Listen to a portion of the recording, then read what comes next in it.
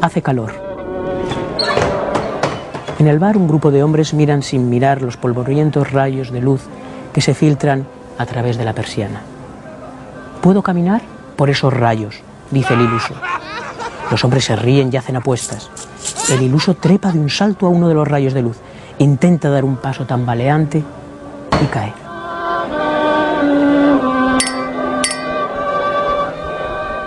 Los incrédulos cobran sus apuestas.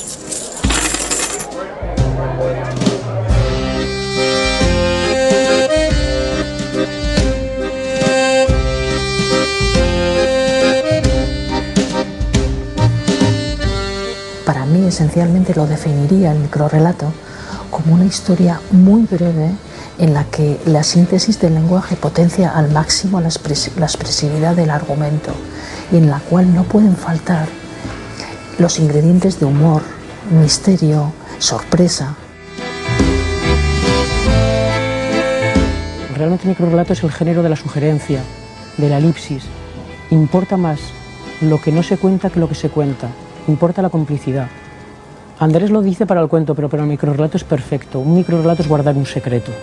Eso es realmente lo maravilloso de este género, ¿no? Y que le da esta modernidad, ¿no?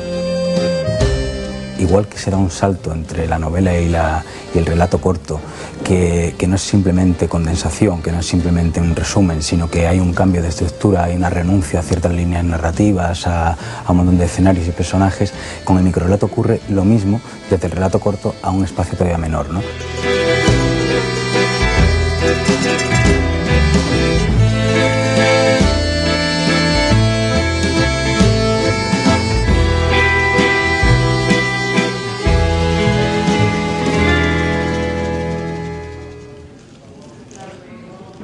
Te puede llevar la inspiración por determinados lugares, pero no tiene que sobrar ni una sola palabra.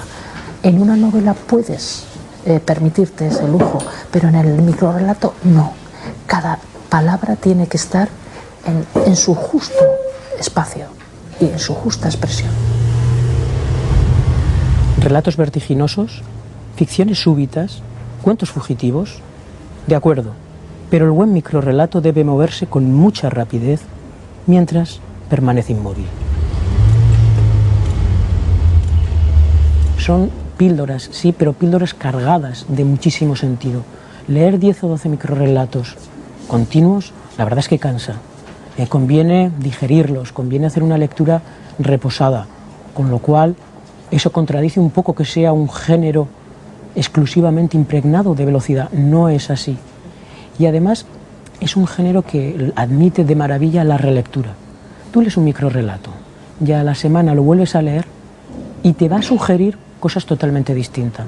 Poe decía, el gran escritor de lo fantástico, decía que tiene que haber principio, desarrollo y final. Ahora ha cambiado la cosa, al menos para mí. El final puede ser muy abierto, ambiguo. Incluso el lector quedarse sorprendido. Uy, sí había acabado.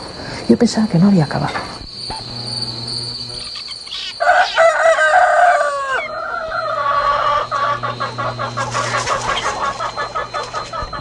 Me desperté recién afeitado.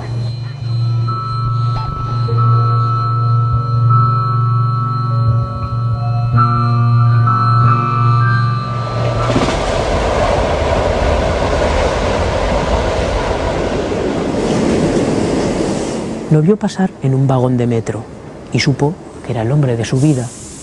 Imaginó hablar, cenar, ir al cine, yacer, vivir con él. Dejó de interesarle. El microrrelato lo que permite es que partas de una idea fuerte por alguna razón, ¿no? A lo mejor por una cuestión epistemológica, de cambio radical, de qué es el lenguaje o por qué el hombre es consciente de sí mismo, o qué es la risa, o cualquier tema realmente radical en el sentido más intelectual de la palabra, ¿no? Pues todos los temas teológicos, cosmogónicos, no sé. Y sin embargo, eso, aunque se puede meter en otras formas narrativas, el microrrelato es algo que demanda, ¿no? Porque, como decíamos antes, nace de una idea, ¿no?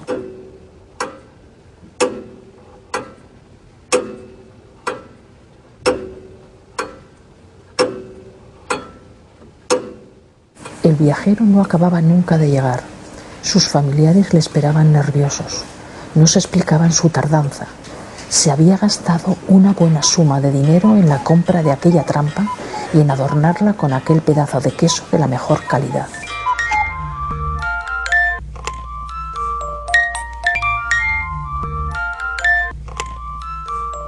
Yo no tampoco como editor de cuentos quiero un boom, porque eso se infla un día, y al día siguiente se desinfla y te quedas con las manos vacías, ¿no? Sí que hay una suma de lectores continuos al género del cuento, ¿no? Y de eso se está beneficiando el microcuento, que un montón de blogs, ¿sabes?, están haciendo eco del trabajo. Y eso se ha llevado al papel y los libros están funcionando. O sea, hay bastantes escritores que están trabajando ahí. A esto se suma que hay unas editoriales que están trabajando en este espacio. Se suma a que hay incluso premios que están siendo dados a libros de cuentos.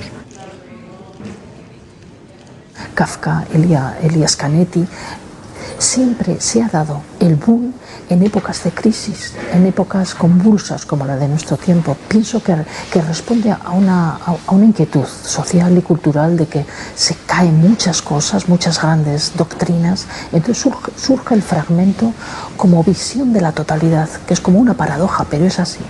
Es así. Me parece que lo decía Walter Benjamin, el filósofo, que también tiene unas excelentes microficciones, que él defendía el carácter alegórico del fragmento como espejo de lo que está ocurriendo en el mundo, en la sociedad en esos momentos. Aquella mañana empezamos a ver las cosas más claras, la complejidad del universo, la evolución de los seres vivos, que sobre un punto de apoyo se podría levantar el planeta, que era la Tierra la que giraba alrededor del Sol y no al contrario, y, sobre todo, intuimos que la existencia es un misterio indescifrable. No habían pasado ni 2 horas cuando llegó el guardia con la carta de desahucio. El casero había conseguido echarnos a la calle. Nos vinimos a este lugar tan frío, tuvimos hijos. Del resto, saben ustedes mucho más que nosotros. El caso es que aquella mañana, en el desayuno, habíamos compartido una manzana.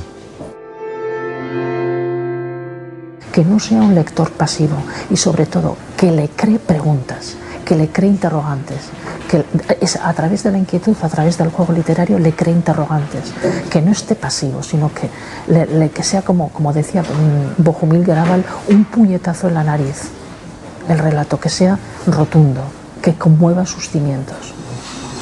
Cuando llegué al tanatorio, encontré a mi madre enlutada en las escaleras. Pero mamá, tú estás muerta. Tú también, mi niño. Y nos abrazamos desconsolados.